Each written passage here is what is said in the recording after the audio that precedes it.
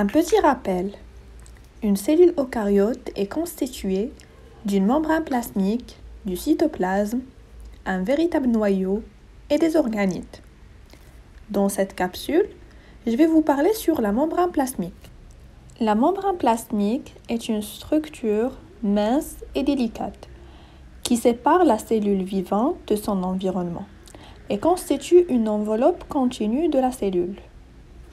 Cette membrane plasmique est constituée par une double couche lipidique, des protéines intramembranaires et des protéines extramembranaires.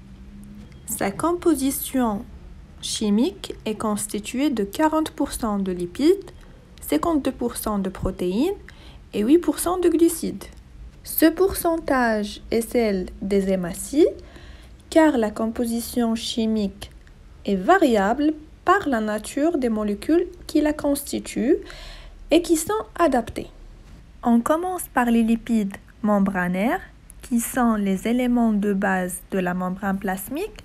55% d'entre eux sont des phospholipides, 25% sont des molécules de cholestérol et 20% des glycolipides. Les phospholipides présentent deux parties.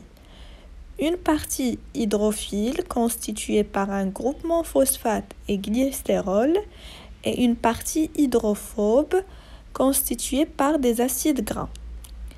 La partie hydrophile, c'est-à-dire c'est une partie qui aime l'eau, et la partie hydrophobe, c'est-à-dire qui n'aime pas l'eau. Donc la partie hydrophile sera soluble dans l'eau alors que la partie hydrophobe ne l'est pas.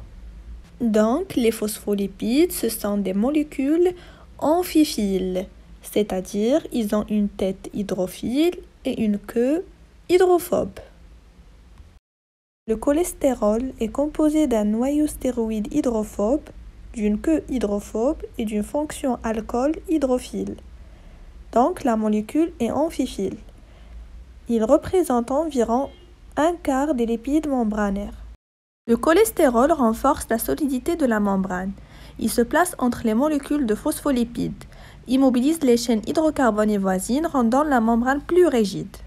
Les protéines de la membrane plasmique représentent l'autre moitié du poids sec de la membrane, mais occupent un volume plus important que les lipides qui sont plus petits que les protéines.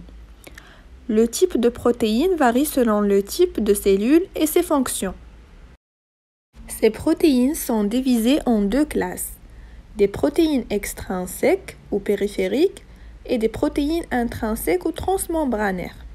Pour les protéines extrinsèques, elles sont insérées dans la bicouche lipidique, mais par des liaisons de faible énergie, c'est-à-dire une simple variation de pH ou des conditions ioniques suffit à les en détacher. Par contre, les protéines intrinsèques ou solidement greffées par une liaison covalente à l'un ou l'autre des feuillets de la bicouche.